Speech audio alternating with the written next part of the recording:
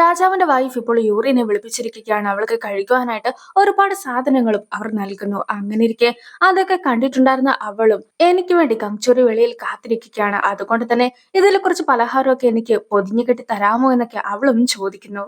ഗംഗ്ചോരിക്ക് പലഹാരമൊക്കെ ഒരുപാട് ഇഷ്ടമാണെന്ന് അറിയാവുന്ന രാജാവിന്റെ വൈഫും ഗംഗ്ചോരിക്ക് വേറെ പലഹാരമൊക്കെ കൊടുക്കുന്നതായിരിക്കുമെന്ന് പറയുകയാണ്. കൂടാതെ രാജകുമാരനും ഗംഗ്ചോരിനെ ഒരുപാട് ഇഷ്ടമായിരുന്നു. അതായത് സാധാരണ കൊട്ടാരത്തിലുള്ള എല്ലാവരും ഒരേ രീതിക്കാണ് രാജകുമാരന്റെ അടുത്ത് പെരുമാറുന്നത്. പക്ഷേ ഗംഗ്ചോരി മാത്രം വ്യത്യസ്തമായിട്ടൊക്കെ രാജകുമാരന്റെ അടുത്ത് പെരുമാറുന്നത് കൊണ്ട് തന്നെ രാജകുമാരനും തമാശയായിട്ടൊക്കെ ആയിരുന്നു തോന്നിയിട്ടുണ്ടായിരുന്നത്. അങ്ങനെ അവർ സംസാരിച്ചുകൊണ്ടിരിക്കുന്നതിനിടയ്ക്ക് രാജാവിന്റെ വൈഫിന് ഇടയ്ക്ക് ഒരു അസ്വസ്ഥതയൊക്കെ വരികയാണ്. അങ്ങനിരിക്കെ യൂറിക്കും ഒരു ദൃശ്യം മനസ്സിലേക്ക് കടന്നു വരുന്നു. രാജാവിന്റെ വൈഫ് ഉറങ്ങുവാനായിട്ട് ശ്രമിക്കുന്ന സമയത്തെല്ലാം തന്നെ കുറച്ച് ദുസ്വപ്നമൊക്കെ കാണുന്ന രീതിക്കായിരുന്നു അവളും കണ്ടിട്ടുണ്ടായിരുന്നത്. നിങ്ങൾ രാത്രിയിൽ ദുസ്വപ്നം കാണാറുണ്ടോ എന്ന് യൂറിയും രാജാവിന്റെ വൈഫിന്റെ അടുത്തായിട്ട് ചോദിക്കുന്നു. ഈ ഒരു സമയത്ത് രാജാവിന്റെ വൈഫും അവിടെ ഉണ്ടായിരുന്ന എല്ലാവരെയും പറഞ്ഞു വിട്ടിട്ട് യൂറിനെ മാത്രമായിട്ട് അവിടെ ഇരുത്തുകയാണ്. ഞാൻ ഉറങ്ങുന്ന സമയത്തെല്ലാം തന്നെ ഒരാള് എന്റെ കഴുത്തിന് വന്ന് പിടിക്കുകയും അയാളുടെ വായിലുണ്ടായിരുന്ന കറുത്ത നിറത്തിലുള്ള വെള്ളം എന്റെ മുഖത്തേക്കായിട്ട് ഒഴിക്കുന്നതുമായിട്ടാണ് ഞാൻ എപ്പോഴും കാണാറുള്ളത്. ആദ്യമൊക്കെ അത് വെറും ഒരു സ്വപ്നമാണെന്ന് പറഞ്ഞ് ഞാനും തള്ളിക്കളയുകയായിരുന്നു ചെയ്തത്. പക്ഷെ ഓരോ ദിവസവും ഇതേ സ്വപ്നം ആവർത്തിച്ച് കാണുമ്പോഴത്തേക്കും എനിക്കും അത് കൂടുതൽ റിയൽ ആയിട്ടൊക്കെയാണ് തോന്നുന്നതെന്ന് രാജാവിന്റെ വൈഫ് യൂറിനെ അറിയിക്കുന്നു. ഇതെല്ലാം തന്നെ കേട്ടിട്ടുണ്ടായിരുന്ന യൂറിക്കും ഒരു സംശയം തോന്നിയിട്ട് ആ റൂം മൊത്തത്തിലൊന്ന് ചെക്ക് ചെയ്യണമെന്ന് അവളും പറയുന്നു. മിനിസ്റ്റർ ക്വാക്കിന്റെ വീഴ്ചയിൽ ഒരു കാൽ ഒടിഞ്ഞിട്ടുണ്ടായിരുന്നു. എങ്കിലും ആ ഒരു കാലുമായിട്ട് ഇപ്പോൾ കൊട്ടാരത്തിലേക്ക് അയാൾ മടങ്ങിയെത്തിയിരിക്കുകയാണ്. അയാളും യൂൺകാപ്പ് എവിടെയെന്നാണ് അന്വേഷിക്കുന്നത്. അങ്ങനെ നേരെ ഗംഗ്ചോരിനെ ചെന്ന് കണ്ടിട്ടുണ്ടായിരുന്ന മിനിസ്റ്റർ ക്വാക്കും നീ എന്താണ് എന്നെ ചെയ്തത്? എന്തായാലും ഞാൻ ഇതിന് പ്രതികാരം ചെയ്യുന്നതായിരിക്കും. ഉറപ്പായിട്ടും ഒരു ദിവസം നിന്നെ കൊല്ലുന്നതായിരിക്കും എന്നൊക്കെ പറഞ്ഞിട്ട് മിനിസ്റ്റർ ക്വാക്കും ആകെ ദേഷ്യപ്പെടുന്നു. അതേസമയം അവിടെ എത്തിയിട്ടുണ്ടായിരുന്ന രാജാവും ഇത് കണ്ടിട്ട് എന്തിനാണ് യൂൺകാപ്പിന്റെ അടുത്ത് ഇത്രയ്ക്ക് ദേഷ്യപ്പെടുന്നതെന്ന് രാജാവും മിനിസ്റ്റർ ക്വാക്കിന്റെ അടുത്ത് ചോദിക്കുന്നു. പക്ഷെ ഇതുപോലെ കാറ്റൊക്കെ ഉണ്ടാക്കിയിട്ട് തന്നെ അതിൽ പറത്തി വിട്ടു എന്ന് പറയുകയാണെങ്കിൽ ആരും തന്നെ വിശ്വസിക്കുകയില്ലല്ലോ. അതുകൊണ്ട് തന്നെ മിനിസ്റ്റർ ക്വാക്കിന് സത്യം തുറന്നു പറയുവാനായിട്ട് സാധിക്കുന്നില്ല. രാജാവും ഇപ്പോൾ കങ്ചോരിനെ വിളിച്ചു വരുത്തിയിരിക്കുന്നു. ഇത്രയും ദിവസത്തെ കങ്ചോരിയുടെ പെരുമാറ്റമൊക്കെ കണ്ടിട്ട് ഇത് ഒരിക്കലും യൂൺകാപ്പാണെന്ന് ഞാൻ കരുതുന്നില്ല. അതുകൊണ്ട് തന്നെ ശരിക്കും നീ ആരാണ് എന്ന് രാജാവും അവന്റെ അടുത്തായിട്ട് ചോദിക്കുകയാണ്. അവൻ വളരെയധികം അഭിമാനത്തോടു കൂടി തന്നെ താൻ കങ്ചോരിയാണെന്നൊക്കെ പറയുമ്പോഴത്തേക്കും സ്വർഗത്തിലേക്ക് കടക്കുവാനായിട്ട് ശ്രമിച്ചിട്ടുണ്ടായിരുന്ന ഡ്രാഗൺ മനുഷ്യന്റെ ദൃഷ്ടി പതിഞ്ഞിട്ട് തിരിച്ച് ഭൂമിയിലേക്ക് തന്നെ വീണു എന്നൊക്കെ ഞാൻ കേട്ടിട്ടുണ്ടായിരുന്നു. ആ ഒരു ഡ്രാഗൺ ആണോ നീ? നീ പോകുന്ന സ്ഥലത്തുള്ള മനുഷ്യർക്കെല്ലാം തന്നെ നിർഭാഗ്യം ലഭിക്കുമെന്നും നീ അവരെ ഒരുപാട് ഉപദ്രവിക്കാറുണ്ട് എന്നും ഞാൻ കേട്ടിട്ടുണ്ടായിരുന്നു. സത്യം പറ, ആ ഒരു ഇമോക്ക് നീയല്ല എന്നൊക്കെ ചോദിച്ചുകൊണ്ട് കിമ്മും നിൽക്കുന്നു. ഗംഗ്ചോരിയും താൻ ശരിക്കും ആരാണെന്ന് അവരുടെ മുമ്പിൽ കാണിച്ചു കൊടുക്കുവാനായിട്ട് വലിയൊരു ഇടിമിന്നലൊക്കെ ഉണ്ടാക്കുകയാണ്. രാജാവിന്റെ വൈഫിന്റെ റൂം എല്ലാം തന്നെ നോക്കിയിട്ടുണ്ടായിരുന്ന യൂറിക്കും അവിടെ നിന്നും ഒന്നും തന്നെ ലഭിക്കുന്നില്ല. അങ്ങനെ ഇരിക്കെ സംശയം തോന്നിയിട്ടുണ്ടായിരുന്ന യൂറിയും രാജാവിന്റെ വൈഫ് ഉപയോഗിക്കുന്ന തലയണ ഒന്ന് തുറന്നു നോക്കുകയാണ്. അതിന്റെ അകത്തു നിന്നും അവൾക്കും ഒരു തലയോട് ലഭിക്കുന്നു. കങ്ചോരിയും വലിയൊരു ഇടിമിന്നൽ ഉണ്ടാക്കിയത് കൊണ്ട് തന്നെ എല്ലാവരും ആകെ ഞെട്ടിത്തെറിച്ചൊക്കെ നിൽക്കുകയാണ്.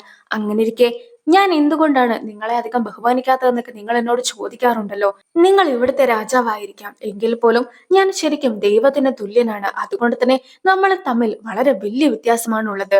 നിങ്ങൾ വളരെ താഴെയും ഞാൻ ഒരുപാട് മുകളിലുമാണ്. അതുകൊണ്ടാണ് നിങ്ങളെ ഞാൻ ബഹുമാനിക്കാത്തത്. യഥാർത്ഥത്തിൽ നിങ്ങൾ എന്നെയാണ് ബഹുമാനിക്കേണ്ടതെന്ന് കങ്ചോരിയും രാജാവിനെ അറിയിക്കുന്നു. അതൊക്കെ കേൾക്കുമ്പോഴത്തേക്കും രാജാവിന് ചിരിയാണ് തോന്നുന്നത്. മിനിസ്റ്റർ ക്വാക്കിനെ കാണാനില്ല എന്ന് പറഞ്ഞിട്ടുണ്ടായിരുന്ന സമയത്ത് നീ അവിടെ ഉണ്ടായിരുന്നു എന്ന് പലരും പറഞ്ഞിട്ടുണ്ടായിരുന്നു.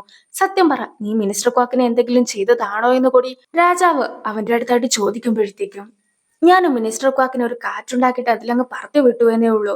വല്ലോ ചെച്ചു ഐലൻഡിലും പോയി കിടക്കുമെന്നാണ് ഞാൻ കരുതിയത്. കുറച്ചു ദിവസം എൻജോയ് ചെയ്തിട്ട് അയാൾ വരുമല്ലോ എന്നും വിചാരിച്ചു. പക്ഷെ ഞാൻ വിചാരിച്ചതിനേക്കാളും നേരത്തെയാണ് അയാൾ തിരിച്ചെത്തിയിട്ടുണ്ടായിരുന്നതെന്നൊക്കെ അവനും തുറന്നു പറയുന്നു. പക്ഷെ മിനിസ്റ്റർ ക്വാക്കിന് ഇത്രയും വലിയൊരു പണി കങ്ചോരി കൊടുത്തു എന്ന് അറിഞ്ഞിട്ട് പോലും രാജാവിന് ചിരിയായിരുന്നു തോന്നിയിട്ടുണ്ടായിരുന്നത്. ഈ ഒരു സമയത്താണ് രാജ്ഞിയുടെ ജോലിക്കാരിയും അവിടേക്ക് ഓടിയെത്തിയിട്ട് രാജാവിന്റെ അടുത്തും ഒരു പ്രശ്നമൊക്കെ ഉണ്ടായെന്ന് അറിയിക്കുന്നത്. രാജാവിന്റെ വൈഫിന്റെ റൂമിൽ നിന്നും തലയോട്ടി കണ്ടെത്തിയെന്ന സത്യം ഇപ്പോൾ രാജാവും മനസ്സിലാക്കിയിരിക്കുകയാണ്. അങ്ങനെ ഇരിക്കെയാണ് രാജാവിന്റെ വൈഫിന്റെ ജോലിക്കാരിയും രാജാവിന്റെ വൈഫ് പ്രഗ്നന്റ് ആണെന്നുള്ള സത്യം തുറന്നു പറയുന്നത്. എട്ടടി പ്രേതത്തിന്റെ ശല്യമൊക്കെ ഉണ്ടായിരുന്നത് കൊണ്ട് തന്നെ രാജാവ് ഒരുപാട് നെർവസ് ആയിരുന്നല്ലോ. അതുകൊണ്ടായിരുന്നു ഇതുപോലെ പ്രഗ്നന്റ് ആണെന്നുള്ള കാര്യം രാജാവിന്റെ വൈഫ് തുറന്നു പറയാതിരുന്നത്. ഞങ്ങളോടും അത് രഹസ്യമാക്കി വെക്കണമെന്ന് പറഞ്ഞിട്ടുണ്ടായിരുന്നു എന്നൊക്കെ അവളും പറയുകയാണ്. അത് കേട്ട് സംശയം തോന്നിയിട്ടുണ്ടായിരുന്ന യൂറിയും ആ ഒരു തലയോട്ട് നോക്കുമ്പോഴത്തേക്കും അതിന്റെ അകത്ത് നിന്നും നേരത്തെ കണ്ടെത്തിയിട്ടുണ്ടായിരുന്നത് പോലത്തെ ഒരു പേപ്പർ അവൾക്കും കിട്ടുന്നു. കണ്ണു കാണാത്ത മന്ത്രവാദി ഒരുപാട് പൂജകളും മറ്റൊക്കെ ചെയ്യുന്നത് കാണിക്കുന്നുണ്ട്.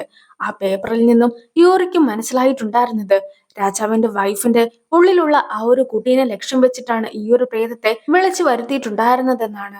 അവളും അത് തുറന്നു പറഞ്ഞു കഴിയുമ്പോഴത്തേക്കും രാജാവിന്റെ വൈഫിന്റെ കീഴിൽ ജോലി ചെയ്തിട്ടുണ്ടായിരുന്ന എല്ലാ ജോലിക്കാരെയും വിളിച്ചു വരുത്തുന്നു.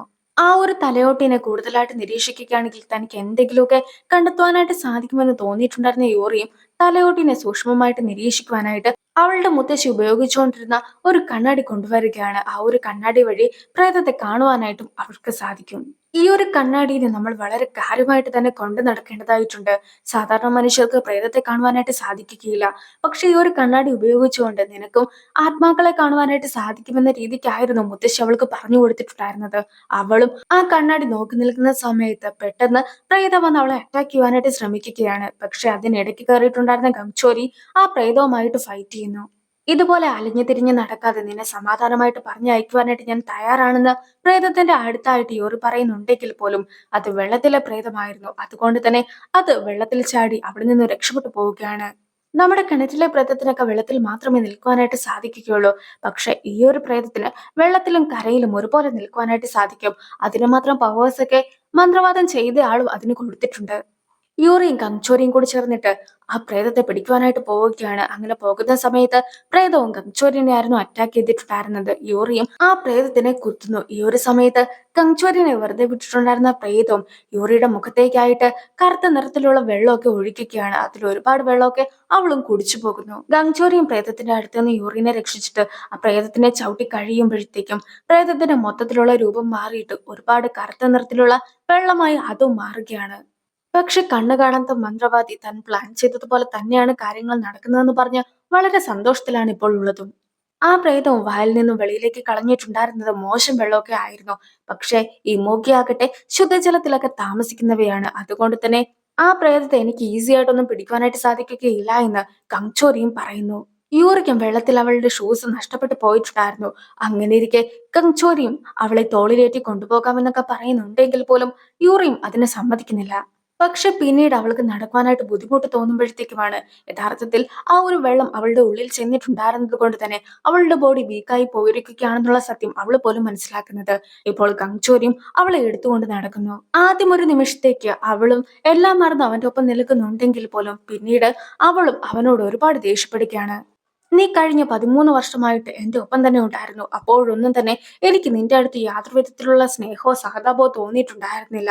പക്ഷെ ഞാൻ ശരിക്കും സ്നേഹിച്ചിട്ടുണ്ടായിരുന്നത് യൂൺകാപ്പിനെയാണ്. കഴിഞ്ഞ 13 വർഷമായിട്ട് ഞാൻ അവനെ ഒരുപാട് മിസ് ചെയ്തിട്ടുണ്ടായിരുന്നു. ഇപ്പോൾ ആകട്ടെ ആ ഒരു മനുഷ്യനാണ് എന്റെ കൺമുമ്പിൽ വന്ന് നിൽക്കുന്നത്. ഞാനൊരു മനുഷ്യനാണ്. അങ്ങനെ ഇരിക്കെ നിന്നെ കണ്ട് നിന്റെ ഒപ്പം തൊട്ട് പെരുമാറിയൊക്കെ നടക്കുമ്പോഴത്തേക്കും എനിക്ക് നിന്റെ അടുത്തൊരു ഇഷ്ടമൊക്കെ തോന്നുന്നതായിരിക്കും. അത് ശരിക്കും നിന്റെ അടുത്തുള്ള ഇഷ്ടമല്ല, മറിച്ച് യൂൺകാപ്പിന്റെ അടുത്തുള്ള ഇഷ്ടമാണ്.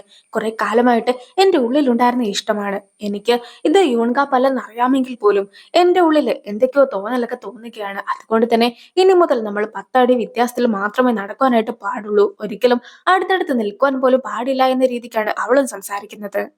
അതൊക്കെ കേട്ടിട്ടുണ്ടായിരുന്ന ഗംചോരിക്കും കൂടുതൽ സന്തോഷമൊക്കെ തോന്നിയിട്ട് വീണ്ടും അവളുടെ ഒപ്പം പോകുന്നു. ആ ഒരു സീനോട് കൂടി ഈ ഒരു വീഡിയോ അവസാനിക്കുന്നു. അടുത്തൊരു വീഡിയോ ആയിട്ട് ഇത്രയും വേഗം കാണാം. ബൈ.